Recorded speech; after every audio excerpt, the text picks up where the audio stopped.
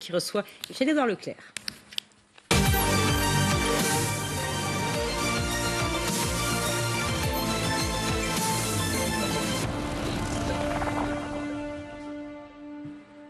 Bonjour Michel-Édouard Leclerc, vous êtes PDG du groupe Leclerc, merci d'être avec nous. On va commencer avec cette question du pouvoir d'achat. Que pensez-vous de la politique du gouvernement en matière de pouvoir d'achat?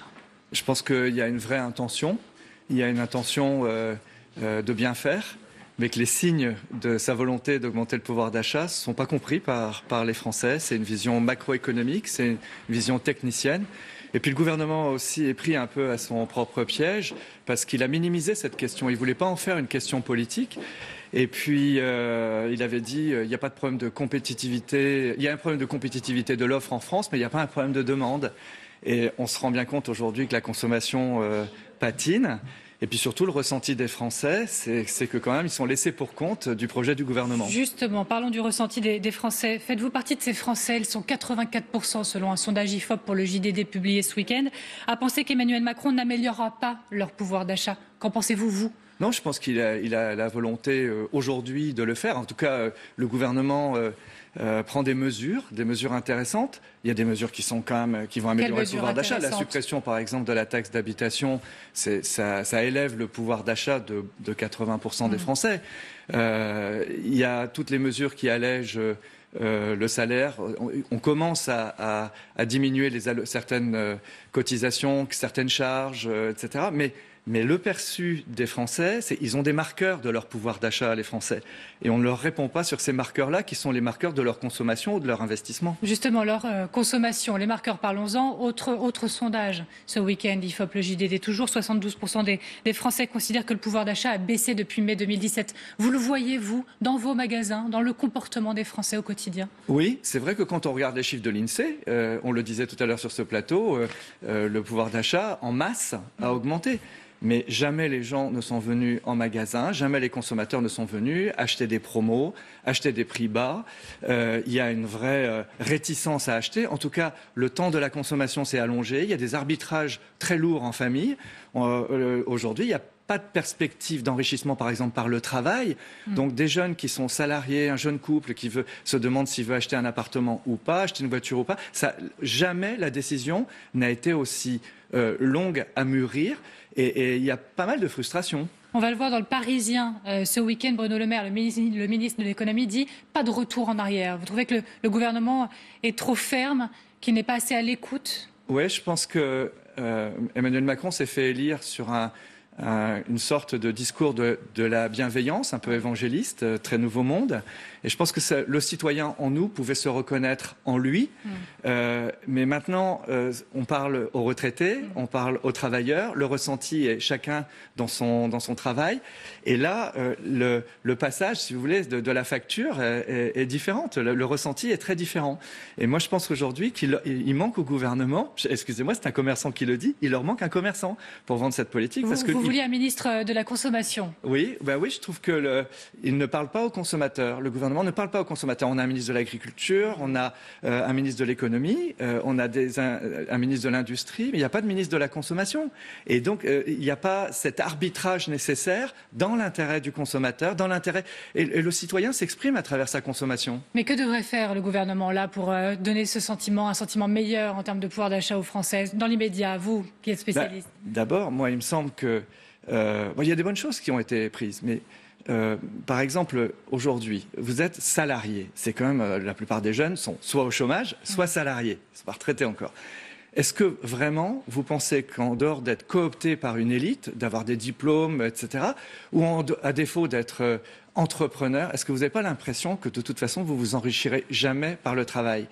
À partir du moment où vous avez ce ressenti-là, dans 80% de la population des jeunes, vous avez une frustration terrible. La taxe d'habitation, c'est pas pour eux, ou en tout cas, c'est pas encore vraiment pour eux. Et donc, pour moi, il faut parler aux Français concrets.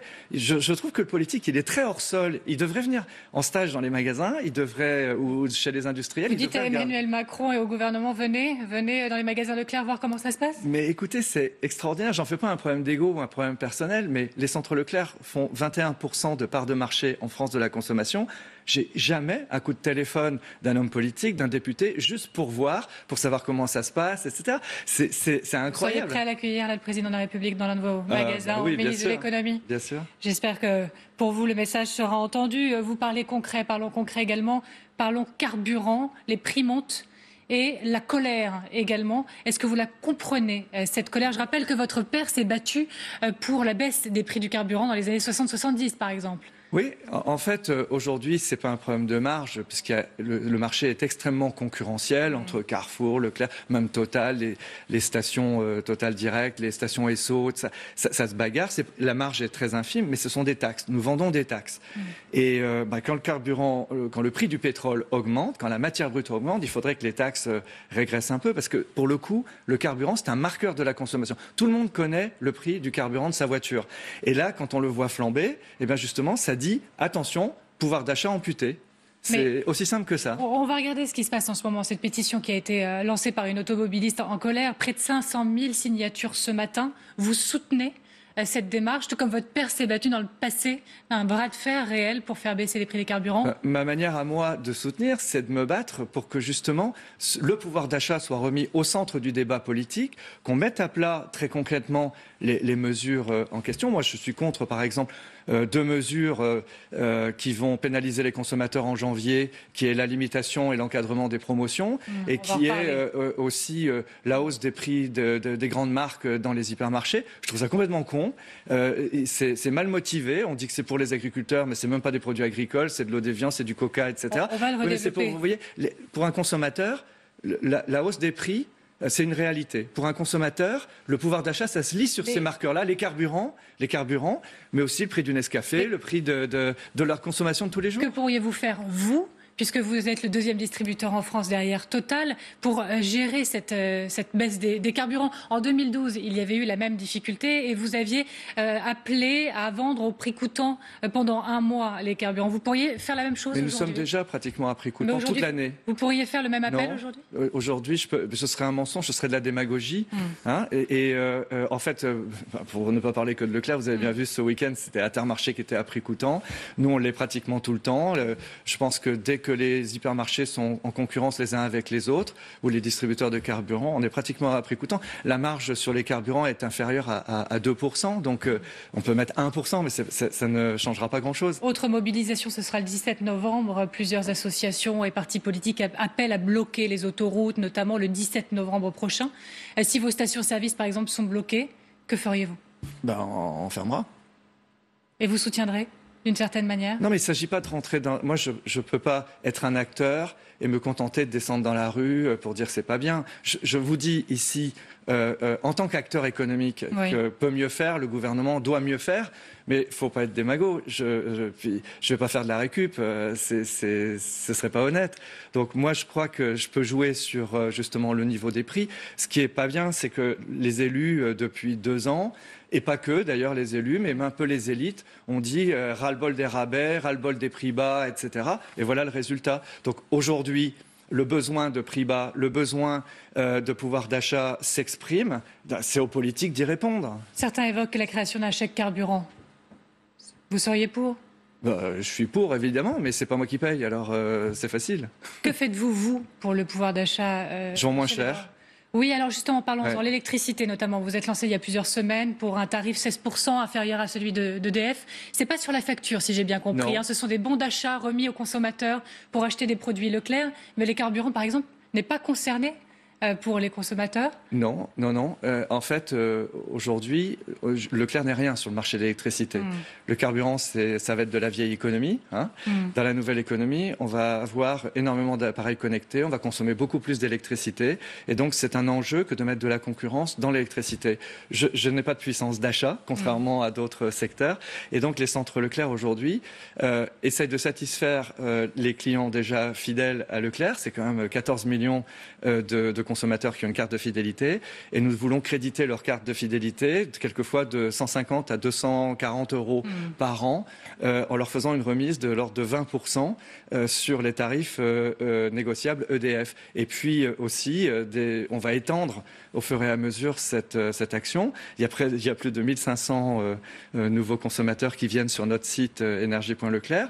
Donc voilà, et vous voyez que Total aussi vient sur ce marché. Engie fait des grandes pages de publicité aujourd'hui, c'est la remise en cause d'un monopole. C'est bénéfique aux consommateurs, cette concurrence, dans l'électricité, mais demain aussi sur d'autres secteurs, dans le voyage, dans le bio, sur la santé. Ça fonctionne pour vous, l'électricité ?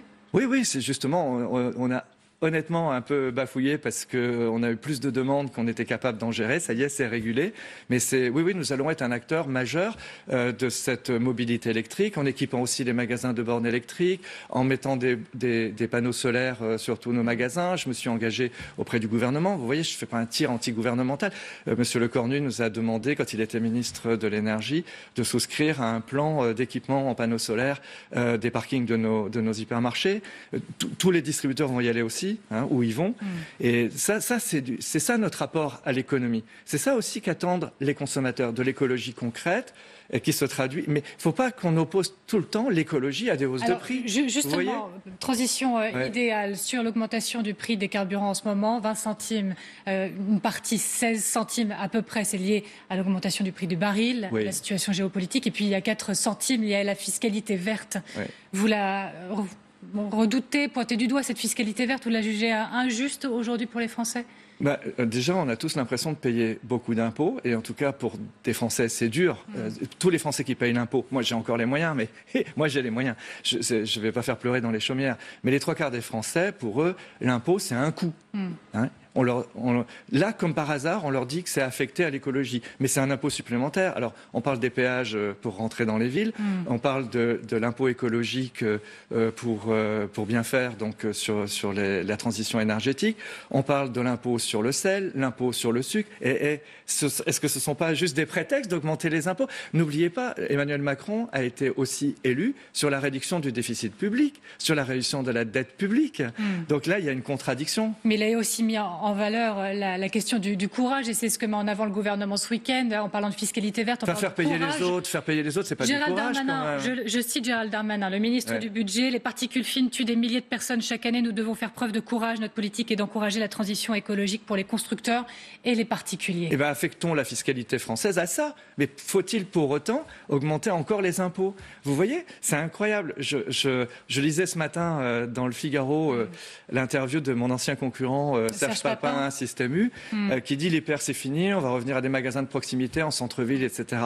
On voit qu'il n'est pas à la retraite, lui, parce que c'est incroyable. Dans les centres-villes aujourd'hui, les élus font tout pour que ça coûte très cher de monter des magasins en centre-ville. On ne peut pas approvisionner, il faut avoir effectivement des camions électriques, il ne faut plus avoir des camions mais des camionnettes, les heures de livraison sont très limitées, et puis en plus les fonds de commerce, les villes il va falloir payer pour y rentrer, etc. Donc je suis désolé, ça fait la part belle à Amazon, ça fait la part belle aux hypermarchés de l'extérieur, mais ça fait pas c'est un discours contradictoire. Mais un mot là-dessus justement, Serge Papin, donc l'ancien leader du Système U, dit dans le Figaro ce matin que les modes de consommation évoluent. Il parle notamment effectivement d'Amazon, et il dit que les hypermarchés, notamment les vôtres, sous-entendu, sont voués à disparaître. Je vais disparaître. Ça c'est sûr qu'à long terme, je vais disparaître. Alors comment vous allez faire pour vous en sortir vous voyez, c'est incroyable. Pour créer de nouveaux modes de consommation, vous adapter au temps. L'année dernière, Leclerc est devenu le premier distributeur français. Donc, avant de penser à notre disparition, nous pensons à notre croissance.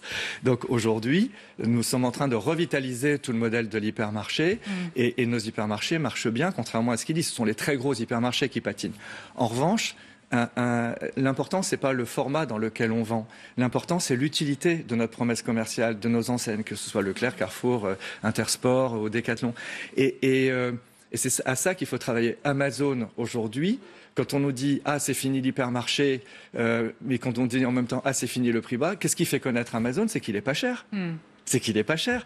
Donc, tout le monde n'arrête pas de se contredire. Non, dans la réalité, l'avenir est au magasin, qui seront utiles, soit parce qu'ils seront proches des gens, soit parce qu'ils seront attractifs par l'étendue de leur offre et les prix. Et nous, moi, j'espère bien monter Leclerc sur le podium des meilleurs et des plus fréquentés des enseignes européennes, je ne sais pas, d'ici 5 ans. Est-ce que le bras de fer avec le gouvernement, notamment, va se poursuivre concernant la hausse des prix avec la loi agriculture-alimentation? Elle est passée, le Conseil constitutionnel a retoqué quelques articles, mais les grandes lignes seront conservées. Vous allez poursuivre cette bataille alors que des produits ont vu leur prix augmenter dans vos magasins? C'est fini pour la bataille politique. De toute façon, à part les organisations de consommateurs qui ont dit qu'ils étaient contre, à part des voix, dont celle du président d'Intermarché et de Lidl, qui ont dit qu'il ne fallait pas que ça dure, parce qu'ils sont rattrapés par la consommation. Le combat politique, en compensant les hausses de prix que le gouvernement va m'obliger de faire par d'autres baisses de prix. Sinon, il y aura de l'inflation, sinon on va perdre nos clients. Donc, je pense que cette idée assez étonnante qu'en enrichissant les distributeurs, puis en enrichissant les industriels, ça allait ruisseler sur l'agriculture. Enfin, vraiment, c'est une des plus belles opérations d'enfumage qu'on n'a jamais vues, quoi. Moi, ce qui me fait de la peine, c'est qu'il y a des agriculteurs qui ont cru ça. Et donc, il va falloir trouver d'autres leviers pour enrichir l'agriculture. Et là-dessus, j'en atteste. On va pouvoir travailler avec eux, avec les groupements de producteurs pour que ça se passe, mais pas au détriment du consommateur. Il y a aussi la question de l'encadrement des promotions. Est-ce que vous allez renouveler le genre, du coup, pour essayer de vous en sortir différemment, par exemple? Qu'est-ce que vous avez dans les tuyaux? Non, je ne vais pas vous l'annoncer à l'avance, parce que sinon ils vont m'empêcher de le faire. Parce que, en fait, ce que le Parlement a fait, c'est qu'il a voté le droit pour le gouvernement de prendre des mesures par ordonnance. Donc il pourrait compléter les ordonnances. Non. Moi, les députés qui ont pris la responsabilité, dans ce contexte de pouvoir d'achat, d'obliger les distributeurs les moins chers à augmenter les prix, on va les nommer. Name and shame, c'est pas nous qui avons. Vous allez faire du name and shame avec les députés? Oui. Quand? Parce que sinon, quand l'ordonnance sera applicable, pour le moment, personne ne le sait. Mais ce qui est certain, c'est qu'un commerçant n'est pas capable, quelle que soit son enseigne, un commerçant n'est pas capable d'assumer cette augmentation de prix dans la période actuelle. Vous avez dit de l'ancien ministre... Je ne veux pas augmenter les prix, moi. Oui, ça, nous avons bien compris. L'ancien ministre de l'Agriculture, Stéphane Travert, vous l'avez qualifié de politicard de première lors de ce bras de fer. Vous avez discuté avec son successeur, Didier Guillaume. Non, je l'ai pas que encore. diriez-vous à son sujet? Je lui dirais justement d'arrêter de faire de la politique politicienne. Le nouveau monde ressemble trop à l'ancien monde, là. Et aujourd'hui, on peut améliorer le revenu de l'agriculture avec des rapports non conflictuels, recréer le partenariat consommateur-agriculteur, distributeur-agriculteur, et nous serons là. Je reviens en un mot quand même sur l'interview de Serge Papin, l'ancien patron de Système U. Ce matin, il dit que la guerre des prix est suicidaire. Vous lui répondez quoi? Relever les prix, c'est encore, c'est être mort plus tôt. Vous voyez bien quand même, les consommateurs français disent leur désarroi, leur frustration. Et donc, puis vous savez, aujourd'hui, quand vous voyez des nouveaux systèmes comme Airbnb, quand vous voyez Amazon, justement, ils sont connus pour vendre moins cher. En fait, c'est pas simplement la concurrence de la Chine ou de l'Inde qui flingue notre économie. C'est pas simplement le prix du lait en Allemagne ou en Nouvelle-Zélande qui flingue le lait français. C'est aujourd'hui, il y a de nouveaux modes de consommation tirés par le digital qui coûtent moins cher à produire et ils sont plus addictifs. Donc tous ces poches de consommation qui vont vers la téléphonie mobile, les abonnements, etc., ça pompe sur le budget. Et donc le budget qui reste pour l'alimentation, pour la vie quotidienne, il régresse et c'est pour ça qu'il y a une fixation sur ces prix-là. Juste une dernière question sur cette question du pouvoir d'achat. Vous revendiquez des marges assez faibles, mais du coup, vos salariés ont-ils un bon pouvoir d'achat? Je pense qu'on est au moins dans la bonne moyenne française. En plus, on a créé 3 000 emplois. On va créer 3 000 emplois cette année, 10 000 en 3 ans. 10 000 emplois en 3 ans. Et vous vous rappelez, tout le monde nous avait fait procès de vouloir supprimer les caissières, etc. Nous avons le même nombre de caissières ou d'autres de caisses depuis 10 ans. Et moi, alors, on n'a pas d'autre choix que de réussir. Et d'ailleurs, j'insiste, mon combat politique, c'est pour faire évoluer le gouvernement, c'est pas pour le flinguer. Parce que, pour le coup, on n'a pas le choix, parce que si c'est pour se taper comme au Brésil ou en Allemagne ou en Europe, des gouvernements autoritaires, etc., je vous assure que en se relâchant, le peuple peut amener à élire des autocrates et des populistes, mais alors après, il va s'en mordre les doigts. On va reparler du Brésil. Enseigner l'histoire un peu. On va reparler du Brésil. Je reste juste sur votre marque Leclerc. Où vous en êtes de vos discussions avec Agnès Buzyn, la ministre de la Santé, sur les autotests dans vos magasins? Je précise pour les téléspectateurs, des tests de contrôle de diabète et de dépistage du VIH. C'est comme avec le ministre de l'Agriculture. Moi, j'aime beaucoup Agnès Buzyn. Elle fait un bon boulot, mais vous voyez, elle a tranché. Elle a dit pas de libéralisation du secteur de l'officine pharmaceutique. Voilà, donc surtout alors que le marché de la santé est un marché qui peut tirer la croissance, que le marché des autotests dans tous les autres pays d'Europe se libéralise. Vous vous rendez compte, j'ai pas le droit de vendre un patch anti-tabac, mais j'ai le droit de vendre des fumettes électroniques là. Est-ce que vous avez d'autres pistes de développement? Vous êtes lancé dans la pharmacie, santé, la culture. La culture, c'est un combat que de continuer à faire aimer les livres. On aura des annonces venant de Leclerc dans peu de temps sur d'autres produits lancés. Il y a voyage, électricité, il y a peu de temps. Qu'y a-t-il d'autre en préparation? Je pense qu'il faut revisiter d'ailleurs toute notre offre. Ça fait partie de la rénovation de notre ancien modèle, que ce soit sur la qualité de l'alimentation, sur lequel il faut aussi de l'accessibilité. Parce que si tout augmente, il faut bien quand même rendre les choses accessibles pour le plus grand nombre. Dans le domaine de la culture, effectivement, dans le domaine de la santé, dans le domaine de la mobilité, dans le domaine de location de voitures. Aujourd'hui, c'est un secteur où nous ne développons à 2 chiffres, presque plus 20%. D'ailleurs, Système U aussi, il a été assez initiateur. Oui, il y a tout le secteur des services. Aujourd'hui, dans la société, nous devons y être pour pouvoir amener une offre de qualité moins chère. Allez, il nous reste une petite minute. On a évoqué à peine, mais on va y revenir sur l'élection à la tête du Brésil d'un président d'extrême droite. Votre regard, c'est un poids aussi économique important, le Brésil. Oui, parce que c'est un gros exportateur de viande, y compris un peu moins vers la France, mais ça vous montre que tous ces gens-là vont procéder comme Trump, ils vont venir casser les accords commerciaux. Alors pour le coup, moi, j'offre à être allié objectif de nos agriculteurs français. Je ne sais pas s'il y a vraiment beaucoup de professionnels à la Commission européenne dans les gens qui viennent négocier les accords sur les échanges agricoles, sur les échanges commerciaux. Mais là, c'est une vraie menace. Ce type qui arrive à la tête du Brésil arrive dans un contexte où le peuple est égaré, il y a trop de criminalité, etc. Donc on rétablit l'autorité en mettant un autoritaire. Mais il va faire comme Trump, il va faire du populisme, donc il va casser tous les accords. Et comment vous jugez cette élection en un mot? C'est le résultat. Le peuple ne se trompe pas en lui-même. Il a été abusé par des gens, y compris par Lula, avec la corruption, etc. Donc c'est l'effet de balancier. Mais c'est dramatique. C'est dramatique pour le peuple élit son bourreau. Le peuple, ou en tout cas, peut élire son bourreau. Je suis étonné qu'on n'enseigne plus l'histoire, les années 30. C'est comme ça que ça s'est passé. L'histoire ne se répète pas à l'identique. Mais il y a déjà eu ça. Et ça dégénère. Ça peut dégénérer. Moi, ça me fout les pétoches. Je vous remercie beaucoup, Michel-Édouard Leclerc, d'avoir été notre invité ce matin sur LCI. Merci. Il est 8h51.